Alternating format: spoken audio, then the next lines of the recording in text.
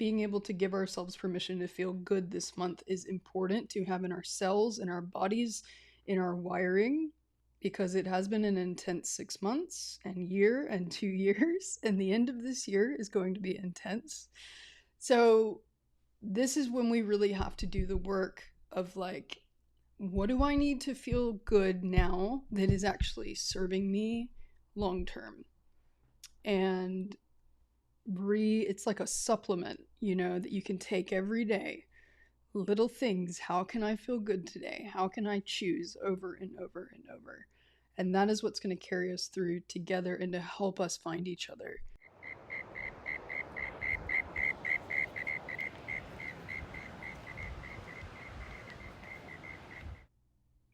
Hello, friends. Welcome back. My name's Octavia. Thank you so much for being here. Today, I'm going to talk about the astrology, current and upcoming, that we may be experiencing here on planet Earth, and how to utilize these influences in our lives. So it's great to be with you. I want to start by talking about our good friend Mars and Gemini.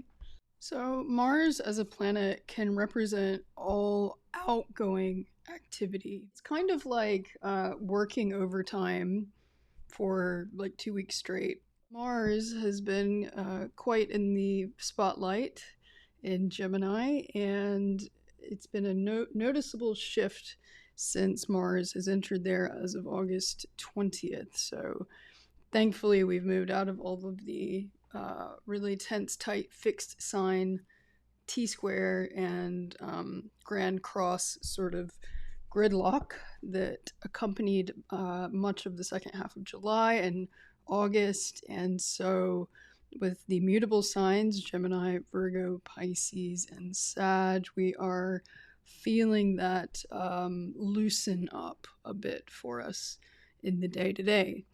So I'm going to talk a bit more about what that means. Of course, we've got Mercury stationing retrograde on Friday, September 9th. And then the following day, we have the full moon in Pisces. So lots of mutable stuff happening. Mercury is, however, in Libra, a cardinal sign, but Mercury will backpedal into Virgo later this month. So I'm excited to dive into all of this with you. I'm also going to talk about how this relates to what's happening with inflation and a little bit of a historical glimpse into how we got here with inflation and how that relates to the astrology. More broadly, from now until the end of the year, we are wrapping things up. There's so many planets now, the outer planets in late degrees.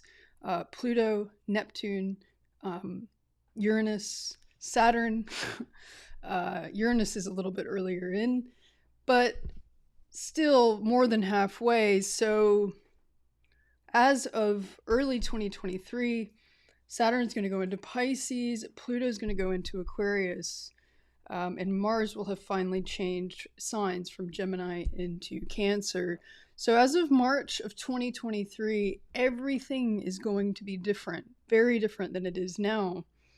And from now until the end of the year, this is a good time to wrap up any loose ends that are dangling around and getting in the way and preventing us from doing whatever we feel ready to do. Because the astrology is assisting us now with preparing to do that. And this is a process that we don't have to rush it. We can actually just, because we've got Mercury going retrograde, end of October, we'll also have Mars going retrograde. And so, and as I said, it's like working double overtime shifts, Mars and Gemini, stations retrograde. It's like, okay, I need a day off. I actually need another day off. I actually just need to be working like less hours.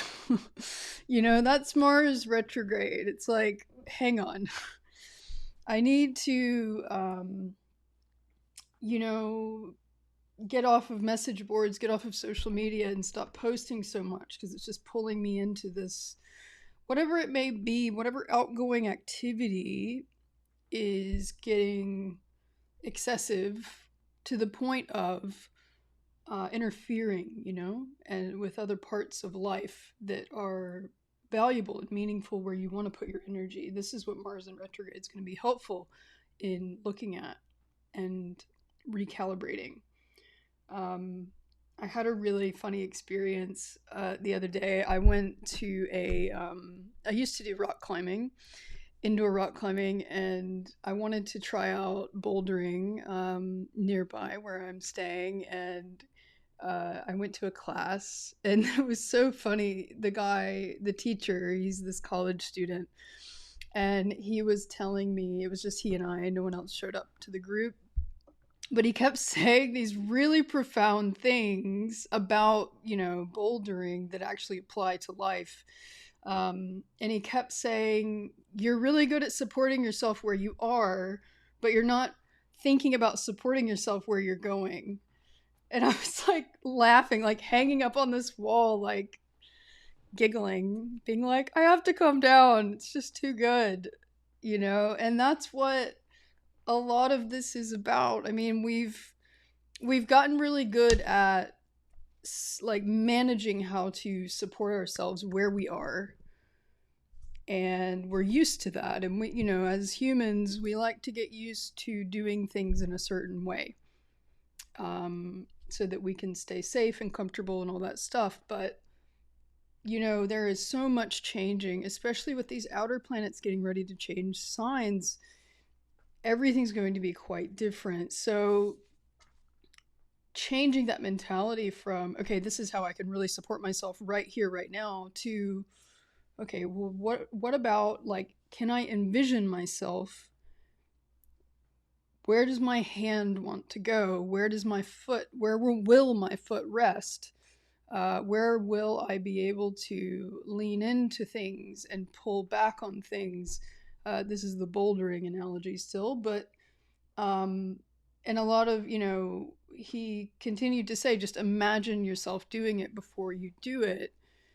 And I think this is a really great practice in life, to imagine ourselves where we want to go before we take those steps, because we can't really find what we're seeking in life until we feel it, until we embody it, until we can see it. And once it's within us and we understand on that level what we want and where we're heading, then we can connect to it externally much more easily.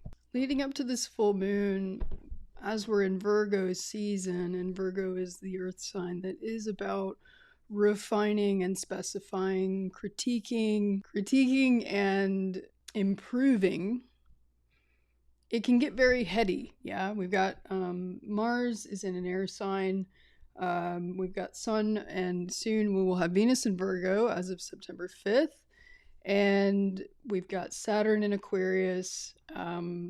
So we've got a lot of air happening, and Earth, that could be keeping us very locked into our material reality, into our mind. And the beautiful thing about leading into this full moon in Pisces is that it's this back-to-back transition of Mercury stationing retrograde, and then the full moon in Pisces happens the following day on the 10th. So that'll be the Friday and Saturday 9th and 10th.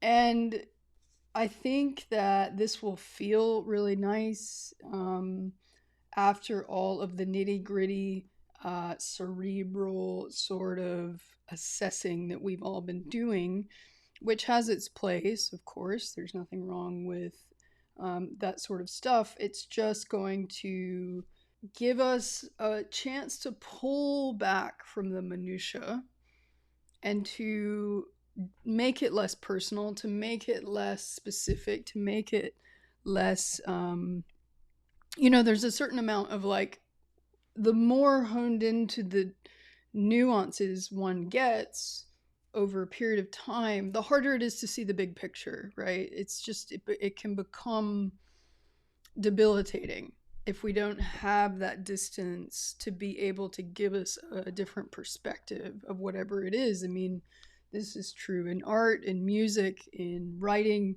You zoom out and you produce something, you create something. Mars, this is Mars and Gemini. You crank out some writing or some work or whatever it may be, and then you step away.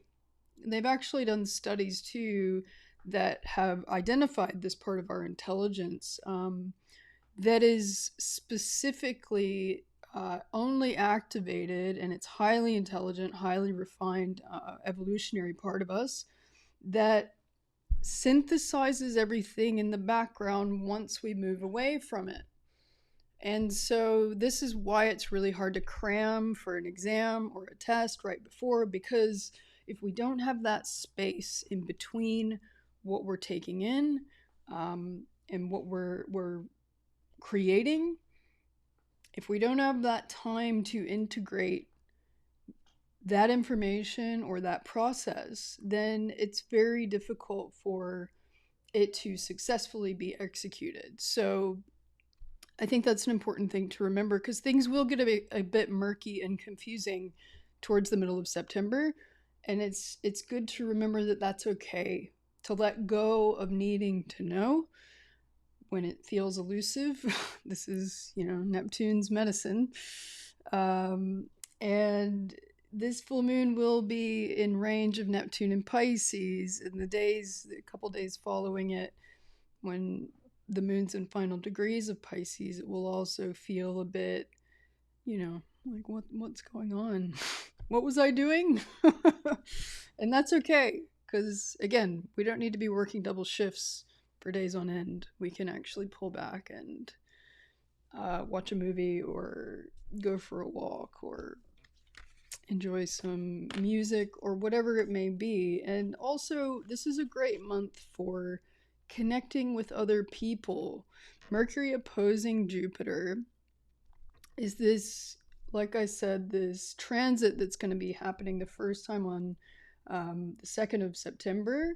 Mercury stationing retrograde on the 9th, so it will back into it again on the 18th, on Saturday, and then I believe that's it. Yeah, so the Sun will also oppose Jupiter on the 26th. So I think that because we've got this Libra Aries opposition, the way that I've been understanding this transit is that we can't fully expand into what we want without considering how to make it work together.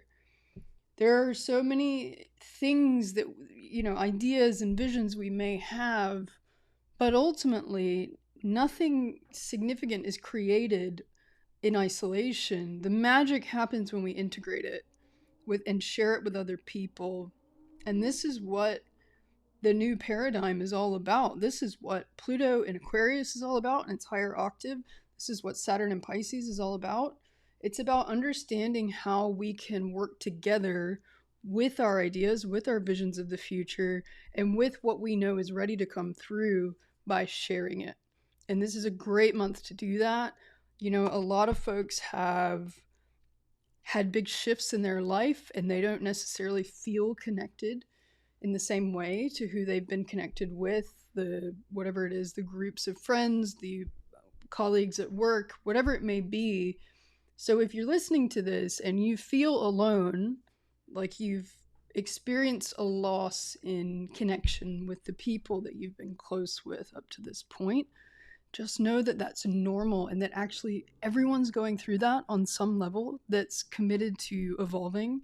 And maybe even some who aren't. I mean, there's just such a big shakeup happening because of the changes in place. And this is the month before eclipse season, before we go back into the fixed sign, traffic jam, of being able to open up a little, loosen up a little, and to feel into a new way of connecting. And this is where Mercury retrograde can actually be wonderful. And I know that may sound paradoxical, but Mercury retrograde is about retrieving something that's been lost. It's about going back and saying, questioning, especially we've got Mercury in Libra, then Virgo. it's about saying, how can I make this work? Like, how can I make this more peaceful and more pleasant and beautiful and harmonious? I mean, especially coming out of all the fixed sign tension that we've been in, it'll be obvious. And if it isn't, you can take a little bit of a leap of faith here. Mercury opposing Jupiter, it's like what you want may feel at odds with how to get that across, how to make connections around that, and that's a good thing. That's the piece that is worth getting curious about, and saying, okay, because these are cardinal signs, they are initiators, Libra and Aries. It's like, okay, what can I do that's new? I mean, even though Mercury's retrograde, so is the other one, Jupiter. It's about reevaluating, right? And starting something new with that in your relationships, in our relationships. So, in Mercury retrograde, what they, signing a new lease perhaps, or a new contract, that's the kind of stuff that is less supported. But again, like, if you sign something during Mercury retrograde, it'll probably just get renegotiated. It might not even be that big a deal.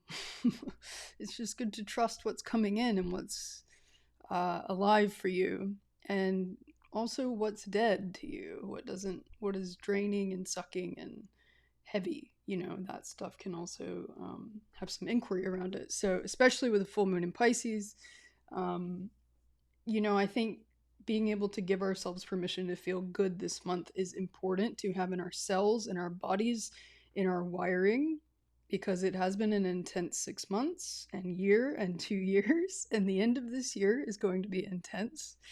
So this is when we really have to do the work of, like, what do I need to feel good now that is actually serving me long term? And it's like a supplement, that you can take every day. Little things. How can I feel good today? How can I choose over and over and over? And that is what's going to carry us through together and to help us find each other. There's a lot of connectivity and reception right now amongst the planets. Now, when we had everything in fixed signs, it was much harder to make sense of one thing and then another. It was much harder to have things synergize and move together. And this is going to be, once we get into eclipse season at the end of October and November, things are going to really lock up again in that way, similarly, that we've experienced as of mid-July, August. And also because Saturn is in a square, that square to Uranus, that it was exact 3 different times in 2021, that's connected to supply line, that's connected to shortages and COVID lockdowns and vaccines, all that stuff, and things really getting in that gridlock state. We're going to experience that again at the end of this year. Saturn and Uranus are already within 2 degrees of that square. So we'd be feeling a lot of those previous themes coming back up. Now, the good news is this is the last time that that's going to come back around. And in the US right now, I think that the inflation issues that we're having have a lot to do with this way too much of this outgoing activity that the Fed has produced. 1955 was when the first credit card was introduced. And the reason that we have inflation is this reliance on debit and credit. Now, it didn't exist before the 2 world wars. It was actually debit and credit, and financing things based on credit was a big part of what financed World War I and II. And then the debt that was created from that has a lot to do with what happened subsequently, and also why there was a period of time where debt was really useful and supportive of everyone in the economy and to everyone thriving here, being able to finance a home at a time when wages were up and there were much more equalized for everyone. And all of that has changed now, but the belief in it hasn't. And this is something I stumbled across in a fantastic book of several different essays. It's called The Psychology of Money. And it's a really amazing read. I highly recommend it. And what has happened, though, is that in the US, there is this disenchantment now with the American dream. And this is very much Mars in Gemini squaring Mars return, squaring Neptune in the 4th and 10th house of home, family, foundations, and of career. So this is like all this outgoing activity that Americans have put into things, all this money, all this credit, is now becoming a problem because Jerome Powell at the Federal Reserve has just announced that there's going to be a lot of pain because interest rates are going to stay high, which means if you have debt, and if you're an American, you probably have debt because it's impossible to exist here and have a good credit score, which means if you don't have a good credit score, you can't buy things, you can't do things, you can't rent cars. There's a lot of, it's a Faustian deal here, and I've had to jump through these hoops in returning here after being away for 6 years.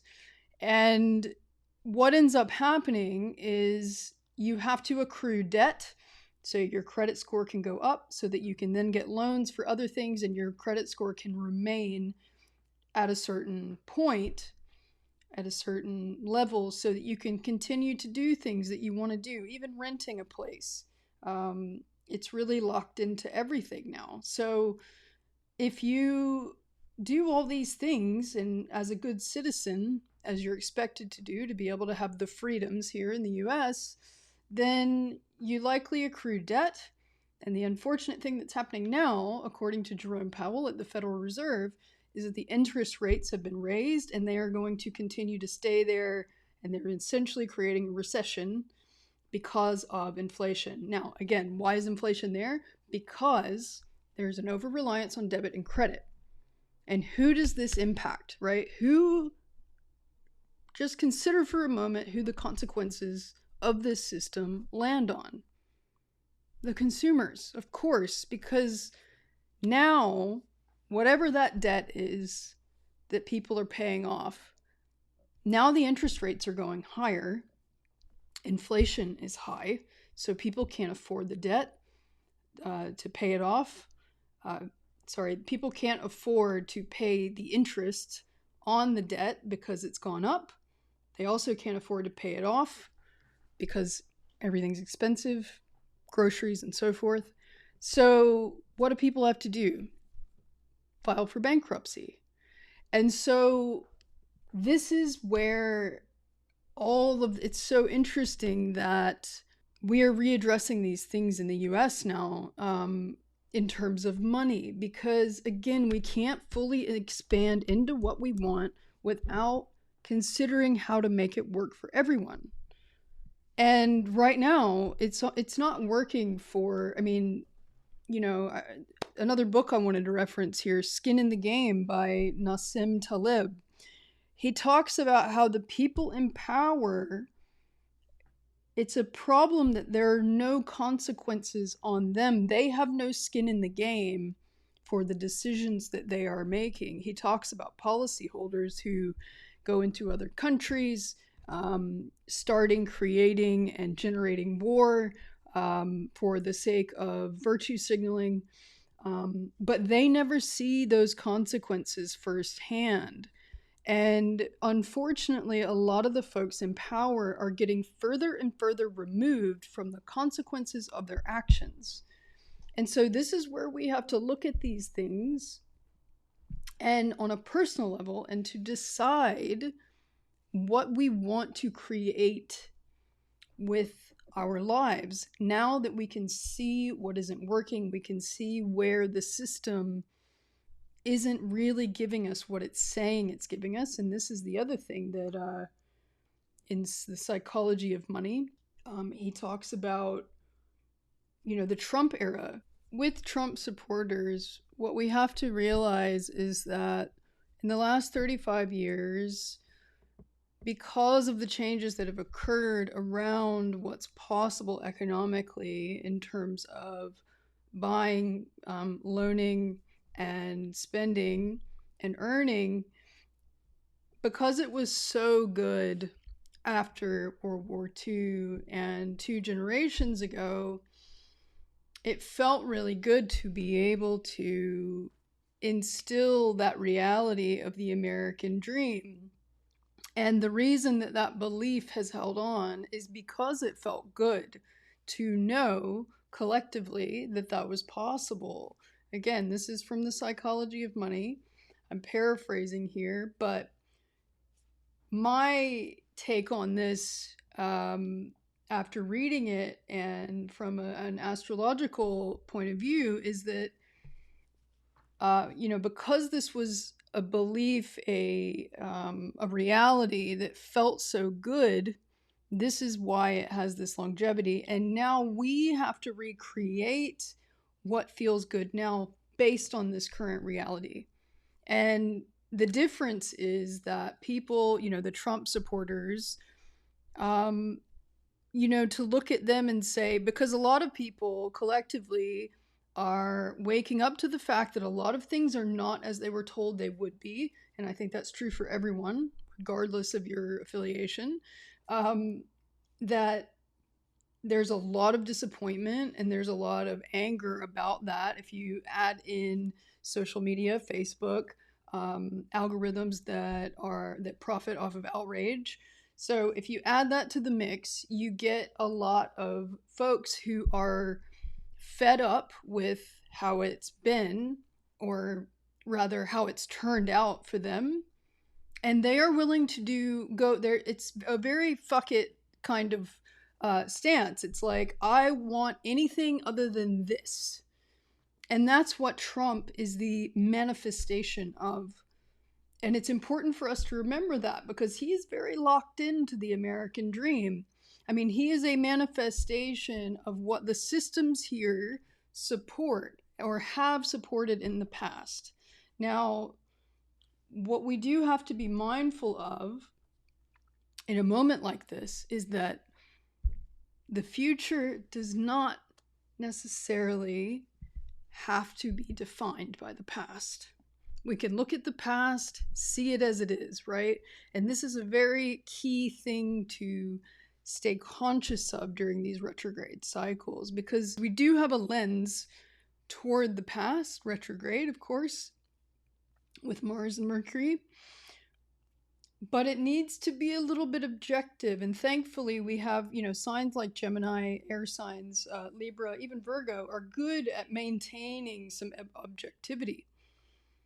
Because we don't want to get too wrapped up in, it's good to feel things. It's good to let the bigger picture, the bigger kind of spiritual truth of whatever's coming in for you, like allow that to happen. The full moon in Pisces, but also recognizing that this is a turning point. It's not about fixing the old. We really can't focus on fixing the old anymore, because it can't be like it was. Like it was, the way that it was, is done. And the more that we can let go of trying to make it right, the more we can see the future. We can see what's possible. And this is Mercury opposing Jupiter. And then later this month, we're going to have the new moon in Libra. Mercury's going to conjoin Venus and trine Pluto. This is really substantiating astrology. So we can look at what will work now. And it's very easy to be frustrated with the systems in place. I'm sure you can hear it in me and recognize it in me in this transmission. And there's a place for that, sure. But as long as we're not letting it govern the way in which we decide to create our reality now. We can inform ourselves and feel into the loss that it's created, the disappointment, the frustration. Sure, there's no reason to ignore those feelings, but the consciousness makes the difference. And the astrology this month is really supporting us in doing that, and to being able to find new ways to connect and grow together that will be sustainable long term. Thanks again, guys, for being here and for staying to the end. And I will be tuning in with you later this month. If you have any questions for me, feel free to give me a shout on social media. You can find me on Instagram _Octavia Carney. And until next time, stay safe, well, and wise.